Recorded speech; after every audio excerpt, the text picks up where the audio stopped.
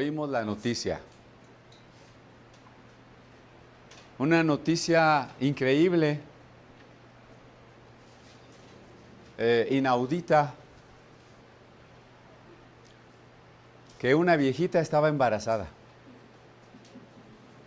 ¿Verdad? Oímos la noticia de que una viejita estaba embarazada y que al 6º mes de ese embarazo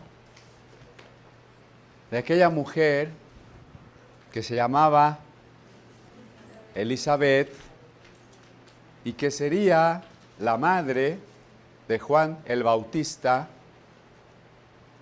al 6º mes sucedió otro episodio impresionante que también nos va a dar mucho para meditar, y lo encontramos registrado ahí en el Evangelio de Lucas, capítulo 1, verso 26.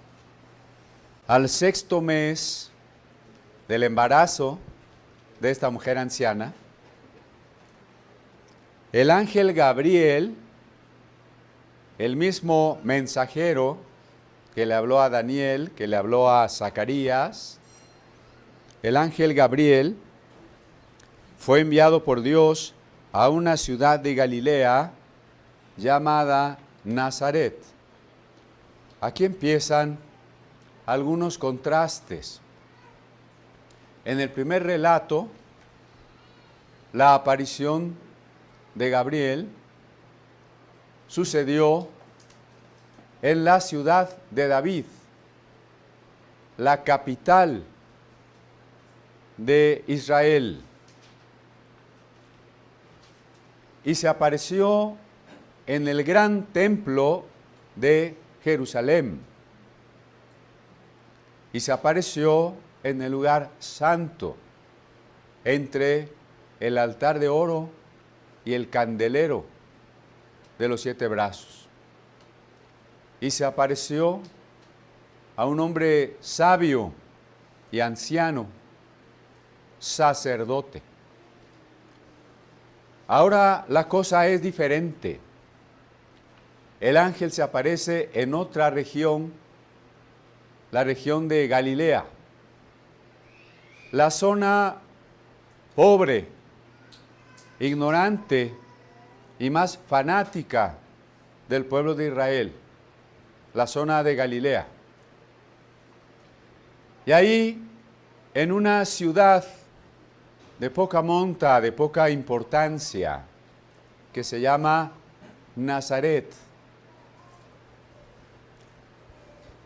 a una virgen, si allá se apareció a un hombre sabio y anciano, acá se aparece a una jovencita, inexperta. Me atrevo a decir que no tenía más de 14 años. Y ya tal vez es mucho. No tenía más de 14 años.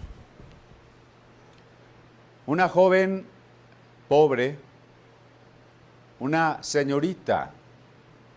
Aquí la palabra que utiliza Casiodoro al traducir el texto de Lucas es virgen.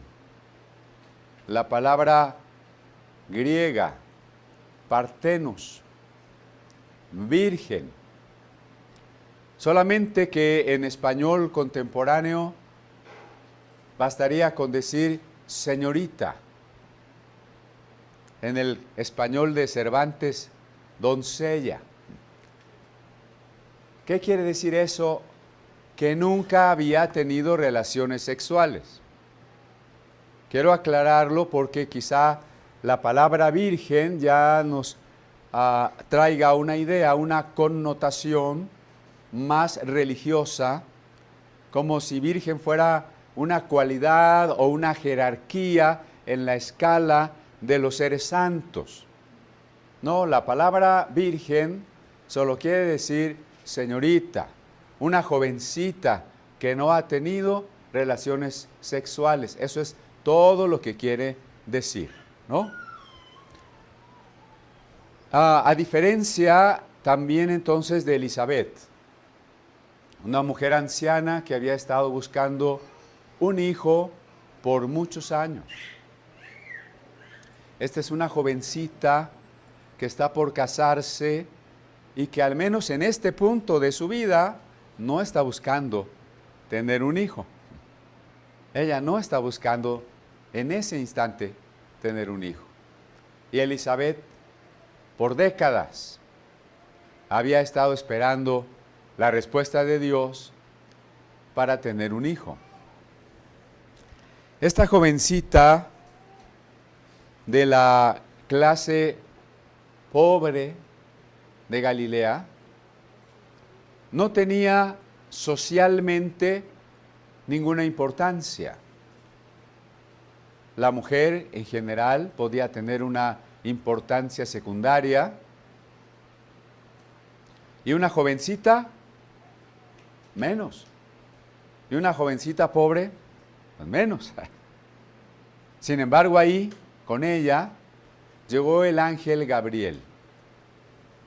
Se dice que llegó con esta joven desposada con un varón que se llamaba José, de la casa de David, y que el nombre de la virgen, el nombre de la joven, era María.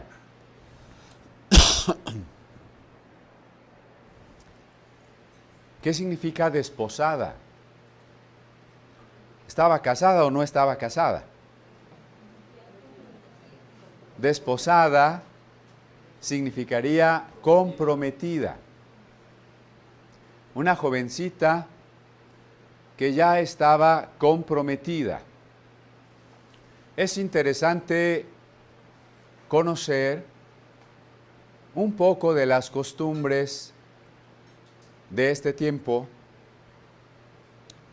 para ver qué podemos extraer de bueno y para entender mejor el pasaje. En aquel entonces, los jóvenes, los adolescentes, no ignoraban a sus padres, no pasaban por encima de los padres para iniciar una relación de noviazgo. Y el noviazgo tampoco se parecía a cambiarse de calcetines, ¿no? O sea, hoy tengo un novio, mañana ya cambié de novio y pasado mañana ya tengo otro. Ninguna de las dos cosas.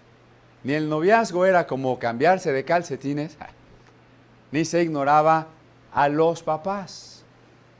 Lo que podemos inferir de la Biblia y de un texto un tanto posterior, pero que registra las tradiciones de esta época, que se llama la Mishnah, ese libro se llama la Mishnah, podemos inferir que José debe haber sido ya un joven mayor. Probablemente, como dicen algunos rabinos, te debes de casar con una mujer de la mitad de tu edad más 7. ¿Verdad? Eso quiere decir que José tendría que haber tenido de 20 años para arriba. Es muy probable también porque, adelantándonos mucho, cuando Jesús es un adulto, cuando muere en la cruz, aún vemos a María, pero ya no vemos a José. Tal vez José había muerto, ¿no? Bueno, entonces José tiene que haber sido un joven mayor que Miriam, que sería la pronunciación hebrea del nombre, mayor que Miriam, y que seguramente algún día observó a Miriam y dijo, esta muchacha es muy bonita, y también pudo haber dicho, es muy trabajadora, porque las mujeres en aquel tiempo, por lo pronto, eran las encargadas de ir por el agua. No es que usted abría la llave y ahí estaba el agua, ¿no? Si quería su cafecito, lavarse las manos o bañarse, había que traer el agua del pozo, que a veces estaba lejos, y la mujer tenía que ir con sus cántaros para traer el agua a la casa. Cuando José pensó que Miriam podría ser una mujer adecuada, tuvo que haber hablado con sus padres. ¿Me explico? O sea, papás, conocí o vi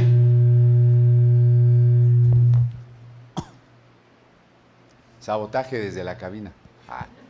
Bueno. Conocí o vi a una muchacha con la que creo que podría casar. Es que me están dando volumen, muchas gracias.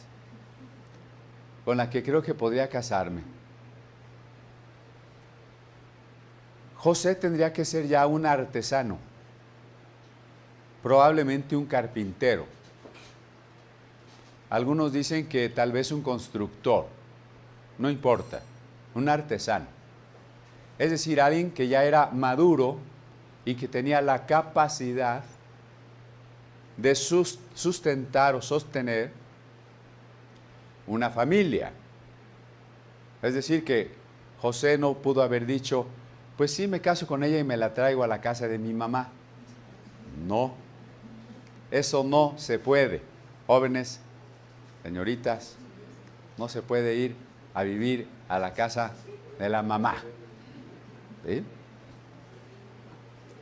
Si los papás de José estaban de acuerdo, como seguramente sucedió, tenían que haber ido a la puerta de la ciudad de Nazaret para platicar con los ancianos. Recuerden ustedes que los ancianos no eran personas hechas a un lado, marginadas como ahora, nadie les hace caso, a ver cómo hacemos para no pagarles su pensión, para dejarlos en un asilo. En los ancianos se reconocía sabiduría. Así que la mayor parte del día ellos estaban en la entrada de la ciudad para orientar a las personas. Por ejemplo, los jóvenes que quisieran algún consejo. Si algún joven aquí tiene un problema, quiere saber algo y lo consulta con sus amigos, mal hecho. Tendría que consultarlo con los ancianos. También si alguien quería hacer un trato comercial o civil o mercantil, lo podía sellar frente a los ancianos, que entonces se constituirían en una especie de fedatarios públicos, casi de notarios. ¿Recuerdan aquella ceremonia de quitarse el zapato? Que está en el libro de Ruth. Era una de las maneras de sellar ciertos contratos, quitarse el zapato. Y también los juicios. Si alguien era acusado de violar la ley de Moisés y merecía incluso la pena de muerte, el asunto debía ser llevado a los ancianos, quienes al escuchar los testigos dictaminarían la sentencia. Pero también la aprobación de la unión de los jóvenes. Así que tendría que haber ido los papás de José con los ancianos.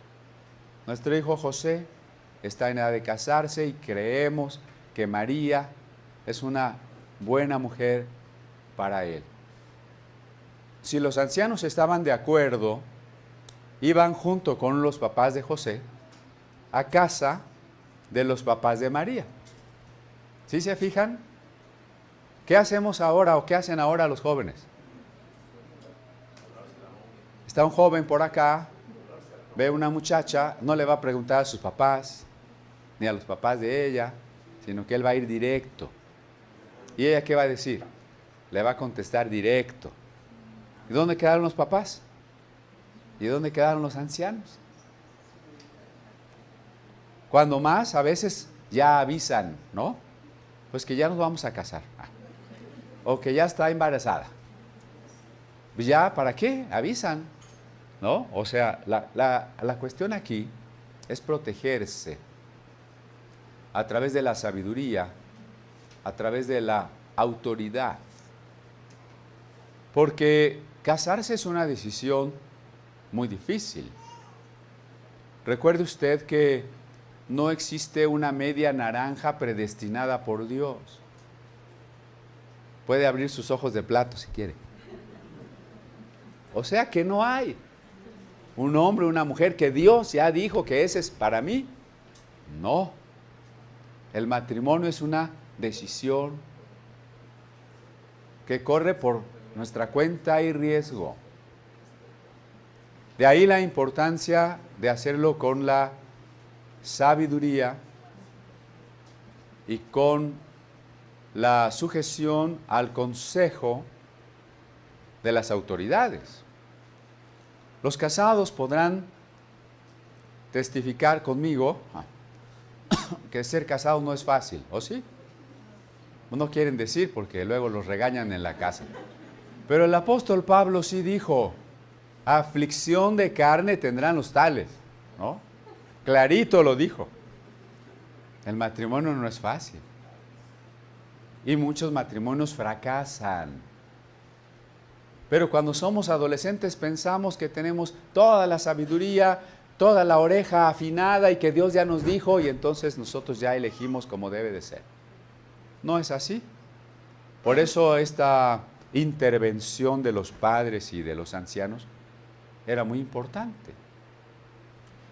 Entonces, si los papás de María aceptaban entregar a María, podían hacer una de dos cosas, preguntarle a María o no preguntarle a María. Podían preguntarle. Ahora, si María dice sí, entonces se celebraba el compromiso que se sellaba tomando una copa. No es extraño que en la celebración de la Pascua, la tercera copa se llamara copa del pacto. Y que a la esposa se le llame la mujer de tu pacto. El matrimonio es como un pacto. Y la copa del pacto nos recuerda el pacto o el matrimonio de Dios con Israel en el Sinaí. Y luego Jesús toma una copa del pacto antes de irse y dejarnos aquí como su prometida, esperando su regreso. Así también los jóvenes en aquel tiempo, y eso lo dice claramente la Mishnah, se separaban alrededor de un año para preparar todo lo referente a su nueva familia. Así que Jesús también nos ha dejado. No sabemos cuánto tiempo. El Apocalipsis simbólicamente le dice a este periodo 1000 años. Un día va a regresar y se va a realizar la boda. Adelante. Pero los jóvenes separados un año, bueno, se dedicaban, por ejemplo, la mujer, pues a terminar de aprender o incluso para quizá tener listas ciertas cosas que entonces la mujer hacía, como el pan, no había panaderías, ¿verdad?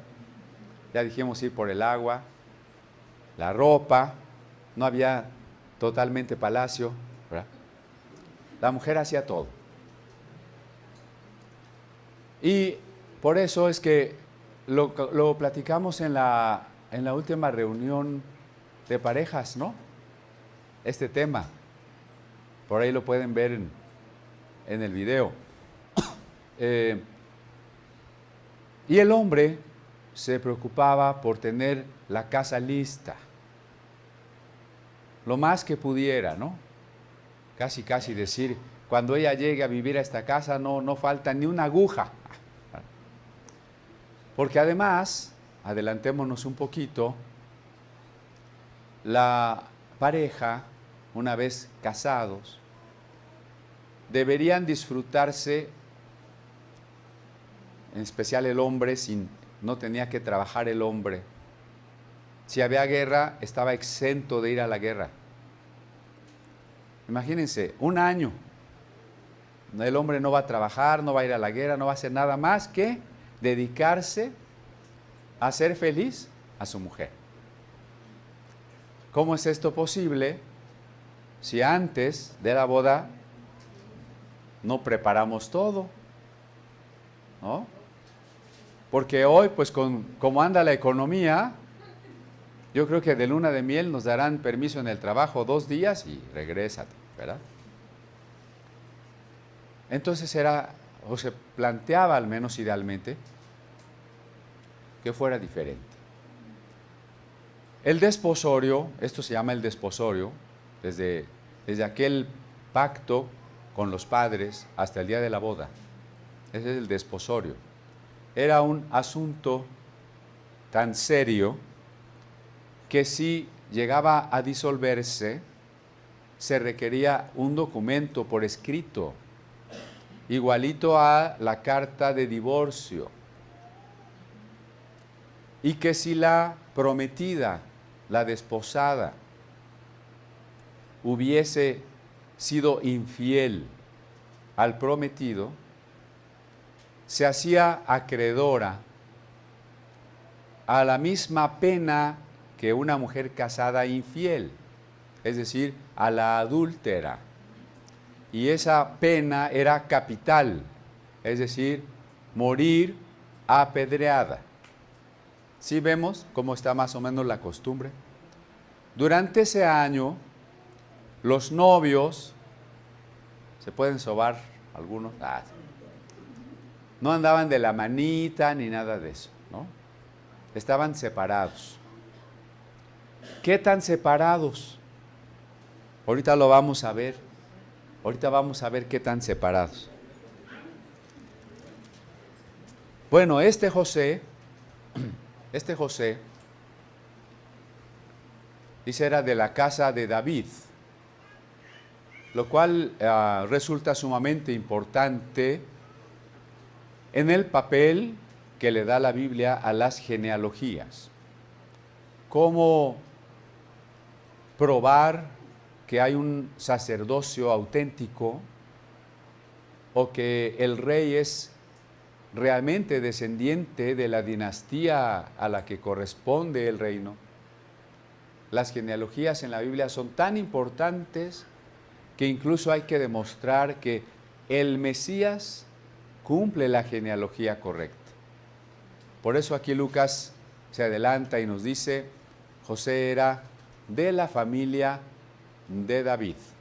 Recuerde usted una cosa, en la primera plática dijimos que íbamos a plantear algunos principios para entender Lucas, ¿no?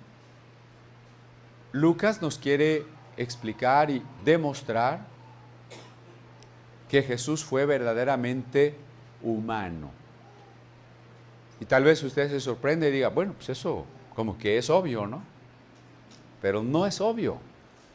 No es obvio porque ya en los tiempos apostólicos había cristianos influidos, contaminados de gnosticismo, que pensaban que Jesús había sido humano solo en apariencia, no verdaderamente humano. ¿Cómo sería posible que un ser espiritual como el Cristo, o el Logos, se rebajase a tener una carne como la nuestra, que se ensucia, que se cansa, que se envejece? ¿No les parecía posible que un ser espiritual se hubiese convertido verdaderamente en una materia baja, incluso mala? Jesús solo parecía, aparentaba ser humano, pero no era humano. En nuestros días, la iglesia también olvida la plena humanidad de Jesús. Cuando lo vemos solo como Dios, estamos olvidando que también fue humano. Cuando pensamos que los milagros, que su victoria sobre el diablo o su muerte misma fue realizada como Dios en su calidad divina, estamos olvidando su naturaleza humana. Cuando pensamos que Cristo puede hacer cosas fuera de lo que sucede en la historia, como mandarnos mucho dinero a la bolsa y hacernos millonarios. Cuando queremos negar la realidad de lo que pasa y proclamar lo que queremos, aunque no lo vemos que pase, estamos planteando a un Jesús fuera de la historia y fuera de lo humano. También cuando separamos a Cristo de algunas de sus cualidades. ¿Qué diferencia hay entre Cristo y el Sagrado Corazón de Jesús? ¿Qué diferencia hay entre Cristo y la sangre de Cristo? ¿Qué diferencia hay entre Cristo y el niño Dios?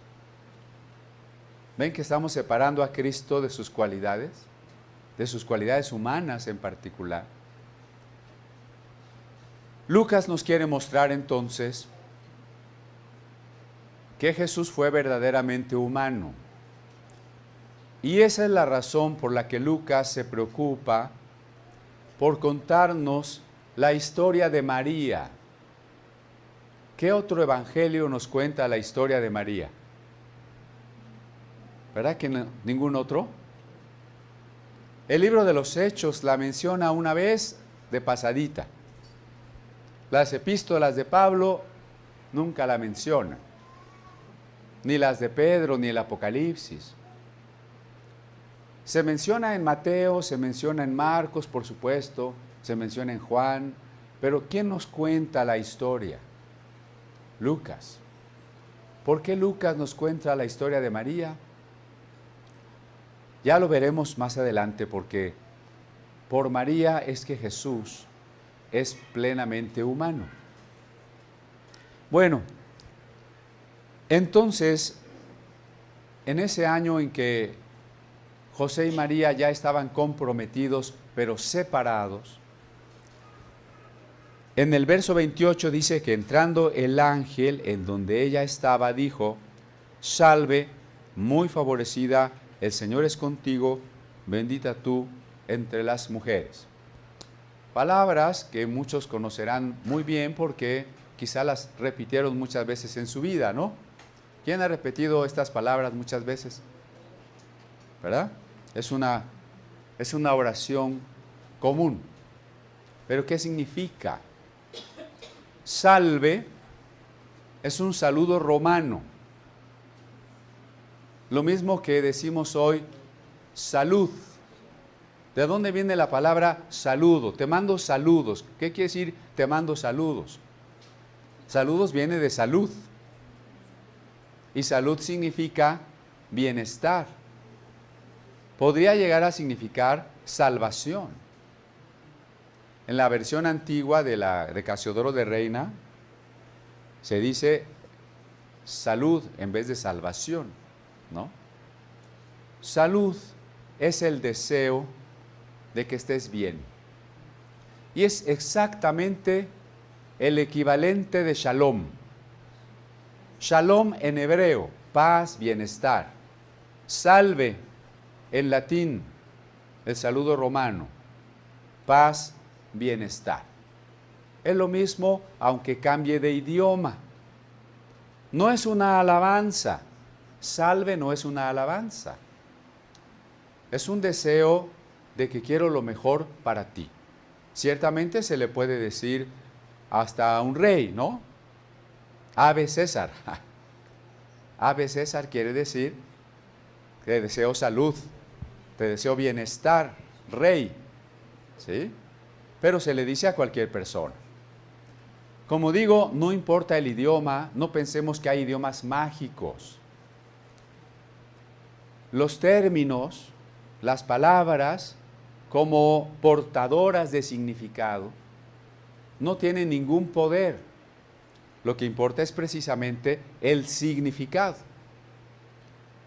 Porque hay personas que les gusta saludar y decirte shalom, como si decírtelo en hebreo te pasara así la buena vibra, ¿no?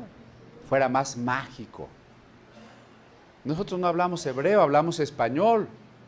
Ahora, si usted me va a saludar en hebreo, pues dígame todo en hebreo, a ver si es cierto.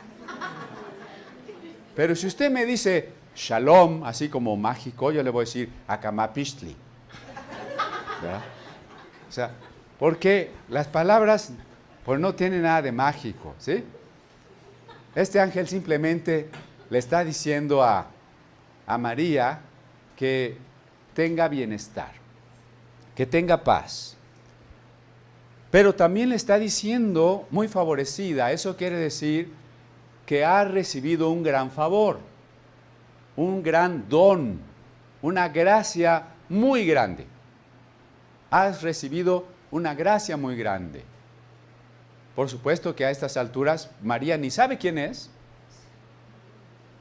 ni sabe por qué le está diciendo que ha recibido una gracia muy grande. Pensemos una vez más en el contraste con el sacerdote Zacarías. Cuando se le apareció Gabriel, yo creo que fue algo majestuoso. Puesto que era la hora del sacrificio, el cordero debió haberse inmolado primero, degollado. Después el cordero se limpiaba y se partía en partes y se lavaba en la fuente de bronce y se preparaba sobre el altar de los sacrificios. Cuando Zacarías tomó carbones encendidos del altar de bronce de los sacrificios que estaba en el atrio, ¿se acuerdan que eso ya lo vimos? Y tuvo que haber cruzado el primer velo hacia el lugar santo, y al pararse sobre el altar de oro, el otro altar, el altar de oro que estaba en el lugar santo, y virtió el incienso con los carbones encendidos sobre el altar de oro, lo común es que el incienso elevara una gran humadera que salía del templo y que daba la pauta para que los sacerdotes que estaban en el salón de las piedras pulidas, que se llamaba, y todo el pueblo que estaba afuera, comenzara la oración cuando menos media hora.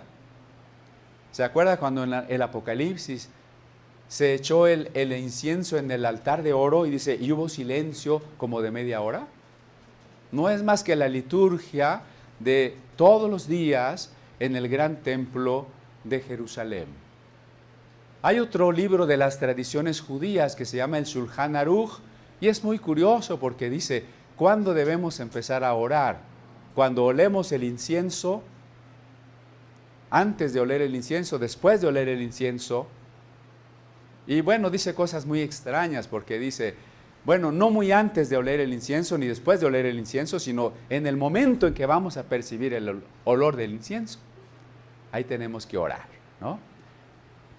Y otras cosas, bueno, que no vienen al caso, pero cuando uno lee los libros de las tradiciones judías, como la Mishnah, el Talmud, el Shulchan Aruch, el Pirkei Avot, uno dice, bueno, qué bueno que Jesús nos quitó esta carga tan pesada, porque no saben la cantidad, la inmensidad de cosas que habría que aprender, saber, practicar y estar siempre con la duda de si lo estoy haciendo bien o lo estoy haciendo mal. Por eso Jesús decía, en espíritu y en verdad. Pero bueno, el punto es que cuando esa majestuosidad del humo del incienso se elevaba desde el altar de oro, mientras los sacerdotes y el pueblo elevaban también sus oraciones, Gabriel se le apareció a Zacarías. Ahora no, allá en Nazaret no hay incienso, no hay templo, no hay sacerdotes. ¿Qué estaba haciendo María? ¿Barriendo la casa? ¿Lavando los trastes? ¿Yendo por el agua? No lo sabemos. El punto es que Gabriel se le apareció y le dio este saludo. La paz sea contigo, has recibido de Dios un gran favor. Y más le dice, el Señor es contigo. Esta frase podría ser entendida desde la omnipresencia de Dios. Dios está en todas partes, pero aquí tiene más bien el sentido de aquel que ha sido elegido. Es la frase que se le hubiese dicho a Samson, es la frase que se le hubiese dicho a Elías, es la frase que se le hubiese dicho a David, a los escogidos para hacer la tarea de Dios. Y sobre todo en una época en que la oficialidad judía pensaba que ya no había palabra de Dios. Imagínense qué importante que alguien te diga la misma frase que a los elegidos. El Señor está contigo. A una jovencita de 14 años. Tal vez con Samson es entendible, ¿no? Porque tenía mucha fuerza. Pero con ella, bendita tú entre todas las mujeres, porque de todas las mujeres de la historia, ciertamente María tuvo un privilegio que no ha tenido ni tendrá ninguna otra mujer. ¿Cuál es ese privilegio? Ser portadora del Hijo de Dios, ¿no? San Cipriano, estoy hablando ya del siglo IV, ¿no? Utilizó el término Theotokos, la portadora de Dios. Un término que hay que aclarar con mucho cuidado, porque sí, María fue portadora de la vida, la misma palabra Eva, derivada de la raíz hebrea vida, significa portadora de la vida. La mujer es portadora de la vida. Eva significa portadora de la vida. María era también una portadora de la vida, pero en este caso del Hijo de Dios. Solo que permítaseme aclarar de la naturaleza humana de Jesús, progenitora de la naturaleza humana de Jesús, pero no de la naturaleza divina de Jesús. ¿Por qué no puede ser la progenitora de la naturaleza divina? Porque Dios es eterno. Dios no tiene principio. No hay algo o alguien que le dé origen a Dios. María va a tener el gran privilegio de ser progenitora de Jesús humano y portadora del Dios encarnado. Es un tema difícil, ¿no? El Concilio de Calcedonia, que seguramente ya se publicó en nuestros boletines, ¿no? ¿Cuántos lo leyeron? A ver, aquí vamos a saber si sirve el boletín o no. Alce la mano. Uno. A ver, Areli, toma nota, por favor.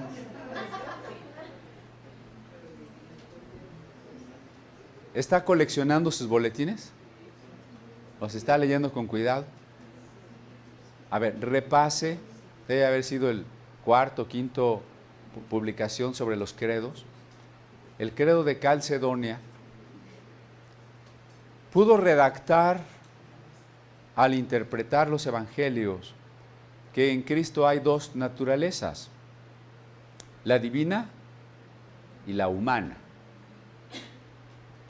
No es que Cristo sea mitad hombre y mitad Dios, no es mitad y mitad, ¿sí? Eso es importante, sino es completa y perfectamente hombre, hombre completo, y es Dios completo. Por eso no tenemos que leer los evangelios como si Jesús alternara sus poderes. Dijera, bueno, ahorita que tengo hambre, pues soy humano. Al ratito que tengo que cambiar la tempestad, soy Dios. No, comprenderlo así se parece más a la historieta de Superman, ¿no? Ahorita soy Clark Kent, hay un problema, me pongo mi capa y uso mis superpoderes. Si entendemos a Cristo así, no hemos entendido el Evangelio. Cristo es Dios completo y perfecto. Cuando Cristo se hace también humano, al mismo tiempo que divino, pero humano, perfecto y completo, mientras esté sobre esta tierra, va a limitar y a enfrentar todo lo que tenga que hacer a su condición humana, a sus posibilidades humanas. Entonces ya veremos cómo Jesús hace milagros. No porque es Dios, pero no hace milagros porque es Dios cuando está en la tierra. Los hace como humano lleno del Espíritu Santo. Por eso aquí Lucas es el evangelista que más nos va a empezar a aclarar qué hace y quién es el Espíritu Santo. Todavía es un concepto oscuro en el Antiguo Testamento. Sí se llega a mencionar el Espíritu de Dios, pero no es claro. Por ejemplo, Génesis 1 podría traducirse en su verso 2, y Espíritu de Dios se movía sobre las aguas, o un soplo divino, un viento de Dios. Hasta ahí todavía se puede traducir de manera tan ambigua, ¿no? Un viento de Dios. ¿Qué es un viento de Dios? Pero Lucas ya nos empieza a revelar quién es el Espíritu Santo, y la primera vez lo ha mencionado cuando el ángel le habló a Zacarías y le dijo, Juan será lleno del Espíritu Santo desde el vientre de su madre. Ahora María es una persona elegida para ser llena del Espíritu Santo. El Señor es contigo. Y luego veremos cómo el Espíritu Santo le hará concebir. Todo esto para entender las dos naturalezas de Jesús. Cuando ella le vio, se turbó por sus palabras y pensaba, ¿qué salutación sería esta? Tal vez María pensó que ese hombre solo era un viajero y que su saludo era muy extraño.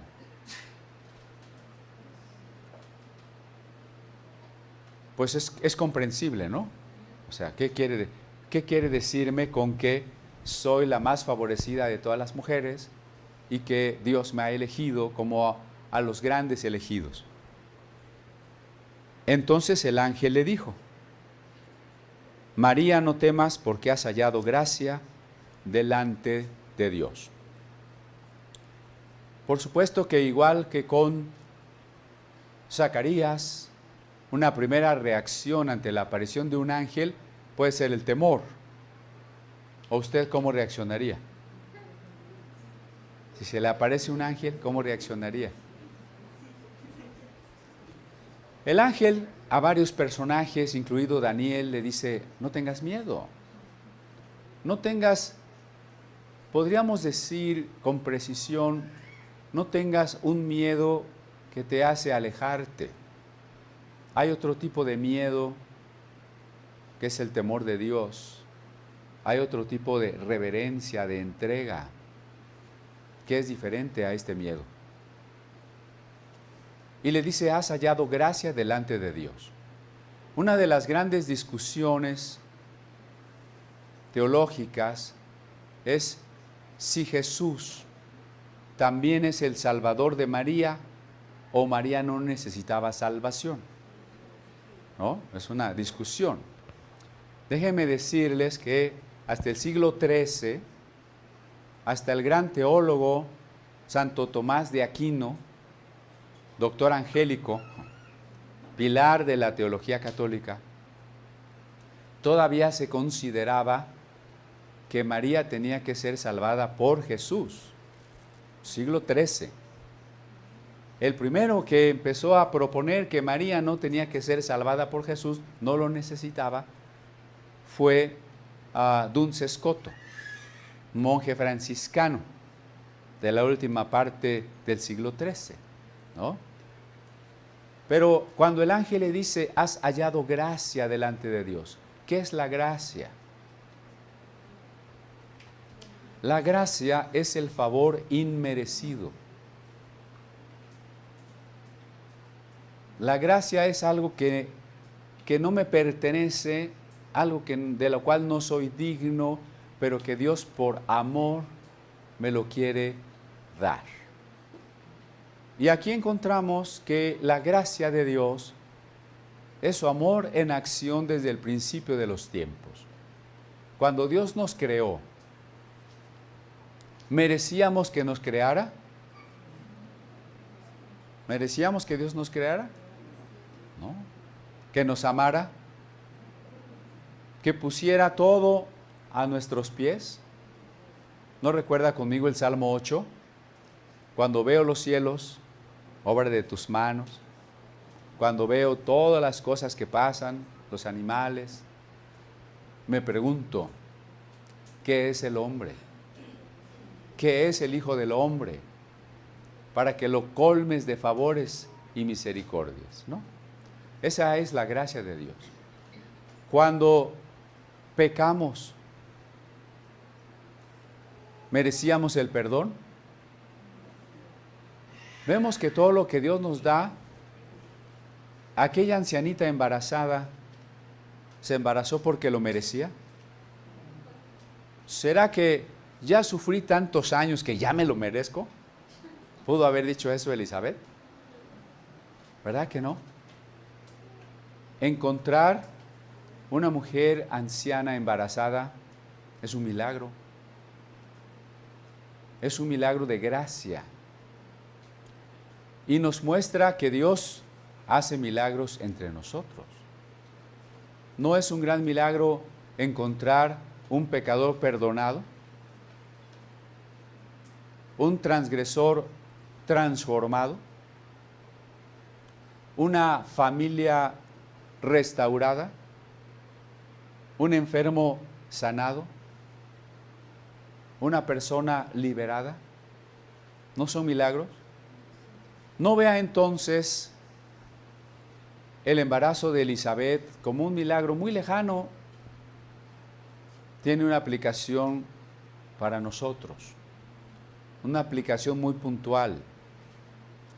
Ese Dios que hace habitar a la estéril entre hijos es el mismo Dios que, según el Salmo 113, levanta al pobre del muladar para enaltecerlo. Es el mismo que por gracia y paradójicamente perdona al que no merece ser perdonado. Mira como justo al que no es justo. Bendice al que no se ha ganado las bendiciones. Y eso es la gracia. María, como jovencita, como adolescente, no ha hecho nada para merecer lo que Dios le va a dar. Como tampoco lo hizo Abraham, como tampoco lo hizo David, como tampoco lo hizo Pablo. ¿Sí me explico? No estoy demeritando el carácter moral de María. A veces hay una discusión que no tiene sentido, ¿no? Una discusión que es en mucho un malentendido. Hay quien puede decir, es que ustedes no quieren a la Virgen María. Y otros le contestan, pues tú te vas a ir al infierno por adorar a la Virgen María. ¿Han oído ese pleito? Es hasta cierto punto un malentendido. ¿Por qué? Porque católicos y protestantes están de acuerdo y tienen que estar de acuerdo en una cosa. Cuando el ángel se le apareció a María y cuando María se embarazó, ella era virgen. ¿Y por qué católicos y protestantes están de acuerdo en esa misma cosa? Porque María tenía que ser virgen para que el hijo que llevara en su vientre fuera hijo de Dios. ¿Verdad? Entonces, no podemos desconocer que Dios la escogió, que la bendición que Dios le dio es muy grande en comparación con el resto de las mujeres. Pero tampoco podemos desconocer que esto es un favor, es una gracia del Padre Celestial a esta jovencita, la cual, como Abraham, como David y como usted y yo, está incluida en toda esa multitud por la cual Jesús derramó su sangre y compró el perdón de los pecados. Ahora concebirás, le dice el 31, concebirás en tu vientre y darás a luz un hijo y llamarás su nombre Jesús. Una noticia inesperada. ¿Se acuerda que Elizabeth esperaba un hijo? María se va a casar. ¿Usted quisiera estar embarazada cuando apenas se va a casar? ¿Y de otro? Entonces esto que viene, que el ángel le dice, concebirás un hijo y llamarás su nombre Jesús, a María tiene que haberle llegado como una noticia terrible, ¿no? ¿Cómo? Bueno, a ver, no es que María no lo crea, ¿eh?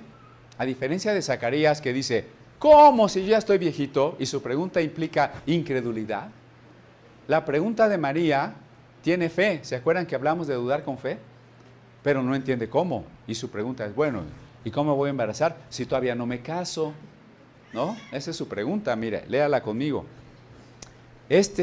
Bueno, es que el ángel sigue hablando, perdón. Este será grande y será llamado Hijo del Altísimo, y el Señor Dios le dará el trono de David, su padre. Por allí se ha insistido que uno es el Jesús histórico de los evangelios y que otro es el Cristo que inventó Pablo, ¿no? Si no lo ha oído, ya lo oirá. ¿Verdad? Hay gente que piensa, no, es que Pablo inventó a Cristo. Para los discípulos, Cristo no era más que un maestro, un profeta. Bueno, ahí hay varios errores. Primero, las cartas de Pablo se escribieron antes que los evangelios. O sea, si alguien se imagina que primero están acomodados los evangelios, por tanto son más antiguos, y después de los evangelios vino Pablo con una doctrina nueva y diferente, está equivocado. La cronología es al revés. Las cartas de Pablo se escribieron primero, los evangelios se escribieron después. Por ejemplo, si el evangelio de Lucas se escribió alrededor del año 65, por un discípulo de Pablo que se llamaba Lucas, uno de los discípulos que estuvo con Pablo hasta el final. ¿Se acuerdan que en la carta segunda a Timoteo dice, todos me han abandonado, dice Pablo, solo Lucas está conmigo? Pablo debe haber muerto alrededor del año 67. Este evangelio se escribió apenas 2 años antes de la muerte de Pablo, por uno de los discípulos más cercanos de Pablo. ¿Usted cree que hay un evangelio de Lucas diferente al evangelio de Pablo? ¿Será Pablo el que inventó que Cristo era algo más que un ser humano? Veamos qué dice Lucas en palabras del ángel.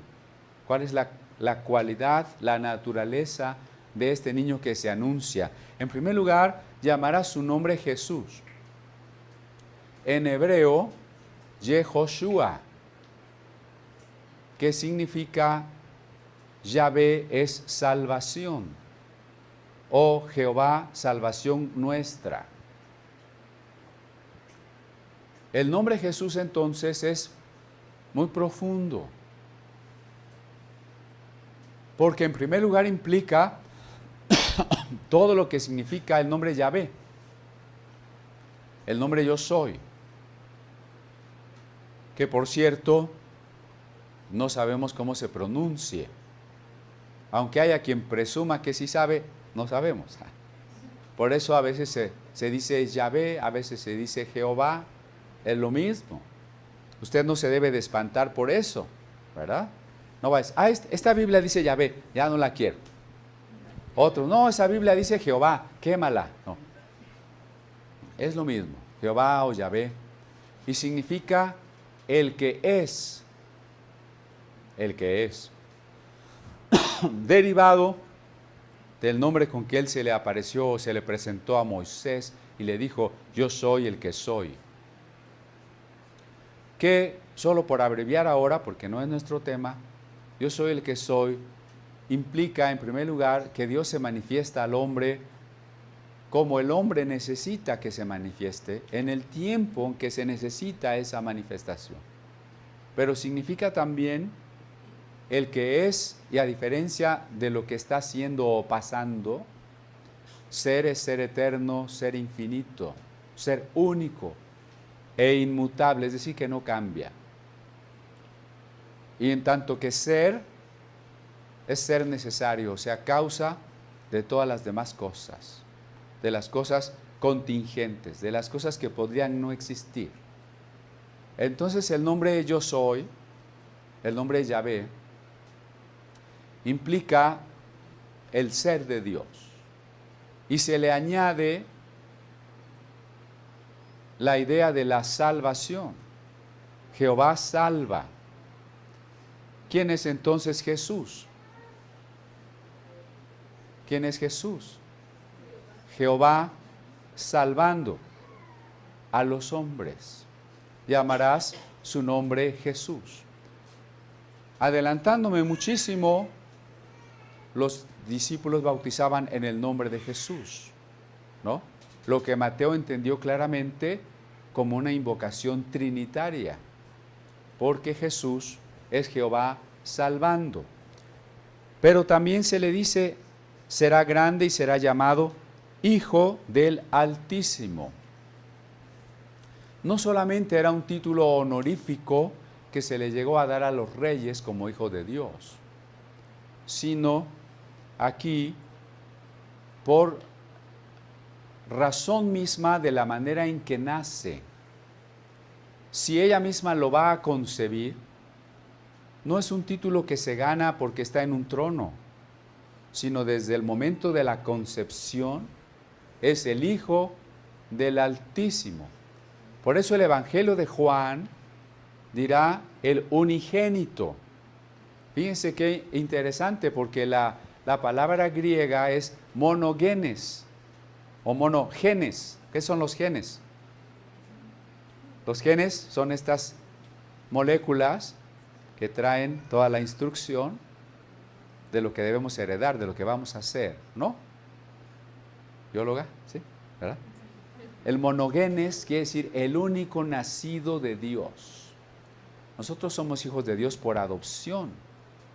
El Espíritu Santo nos convirtió en hijos de Dios, pero el único que ha nacido de Dios, que tiene su génesis en Dios, es Jesús.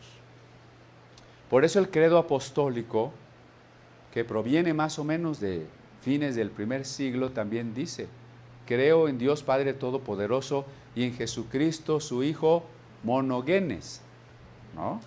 El único nacido, el Hijo del Altísimo. Aquí la palabra nos recuerda uno de los nombres de Dios en hebreo, el Elión, el Altísimo.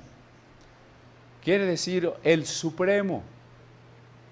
A veces cuando allá en Alcohólicos Anónimos dicen un ser supremo, yo les platico, ¿no? Supremo quiere decir que no hay nada más arriba, ¿comprendemos eso? No es un ser supremo como cualquier ser supremo, hay muchos seres supremos, ¿no? Supremo solo puede haber uno, si no, no es supremo. Supremo es el que está más arriba de todo. Hijo del Altísimo, y el Señor Dios le dará el trono de David su padre. Aquí necesitamos comprender la profecía de los judíos, ¿no? Que esperaban que Dios cumpliera unas palabras que le había dicho a David. A David le dijo, un descendiente tuyo se sentará en el trono de Israel y su reino no tendrá fin. O sea, se esperaba un rey que no muriera.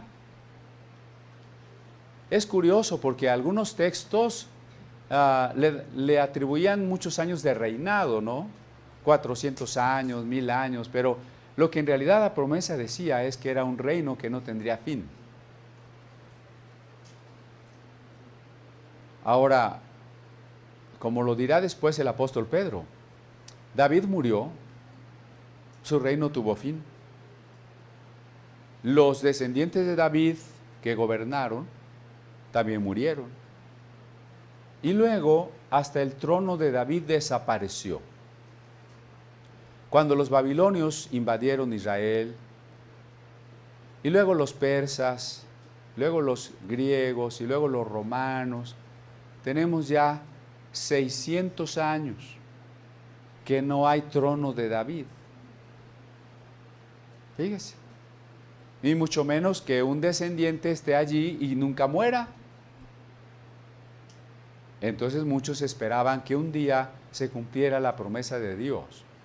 En primer lugar, tendría que restaurarse el reino de David para que hubiera un trono de David y que uno de los descendientes de David se elevara a la realeza y fuera un rey para siempre. Pues esto es lo que el ángel está diciendo a María.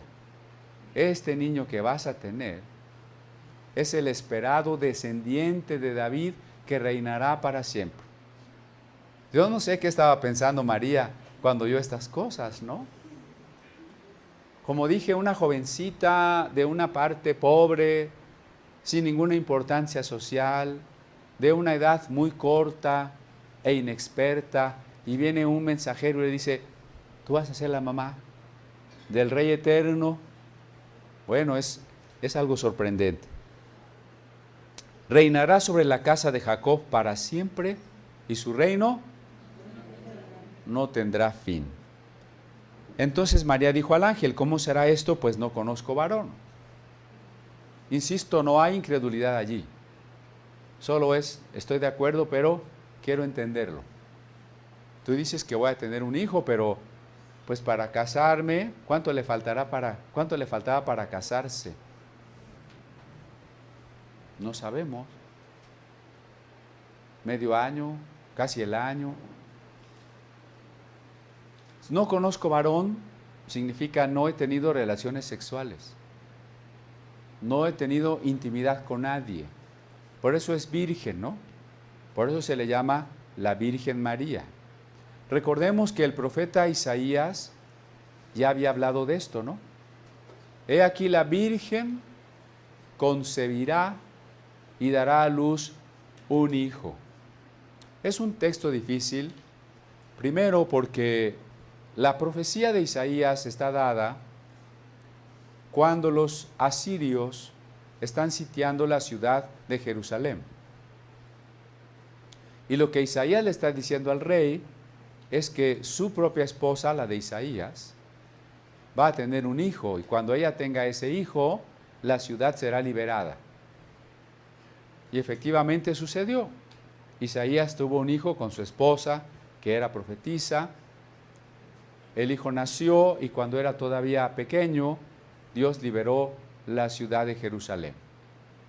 Pero esta profecía que Isaías dio, también se esperaba en un cumplimiento doble, en un cumplimiento a largo plazo. De tal manera que los sabios de Israel, que tradujeron la Biblia del hebreo al griego, y esto sucedió como 200 años antes de Cristo, tradujeron el Antiguo Testamento del hebreo al griego. La palabra virgen en hebreo, que es alma, y que puede ser una jovencita casada o no casada, los sabios judíos la tradujeron al griego con el término que yo ya mencioné al principio, partenos, que quiere decir estrictamente una joven que no ha tenido relaciones sexuales.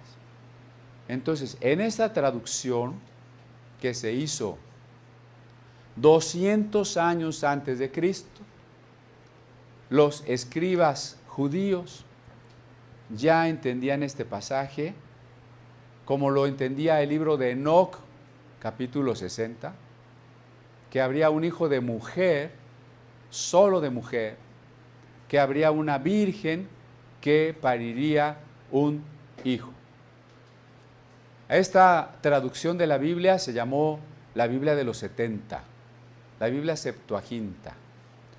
Y en su tiempo fue tan reverenciada que se pensaba que Dios mismo había poseído a los traductores para que ellos pusieran la palabra exacta que Dios quería que pusieran.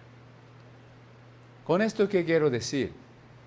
Que la profecía de Isaías de que la Virgen concebiría, que la mujer que no había tenido relaciones sexuales se embarazaría y tendría un hijo, era clara en el judaísmo tardío y se cumplió en María, así como el ángel se lo anunció.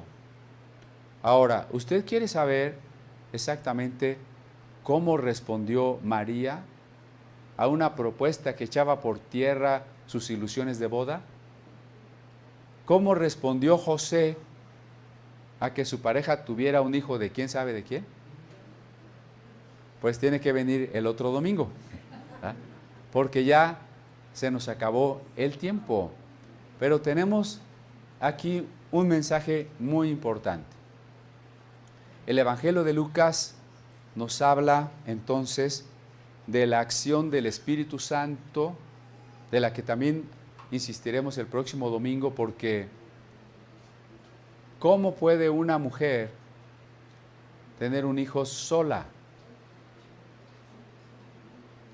Si los cromosomas de los que estamos formados son aportados la mitad por el papá y la mitad por la mamá, ¿no? De esto tenemos que hablar la próxima semana. Entonces, hoy nos llevamos la idea de la acción del Espíritu Santo en Lucas, la preocupación de Dios por el pobre, por el que socialmente no tiene una importancia como María, pero también de el milagro que Dios hizo de que una mujer anciana quedara embarazada, y de que si Dios quiere utilizarnos, tal vez algunos de nuestros planes se caigan por tierra, ¿no? Porque todo esto que le pasó a María no es lo que ella se había imaginado, no es lo que ella se había propuesto.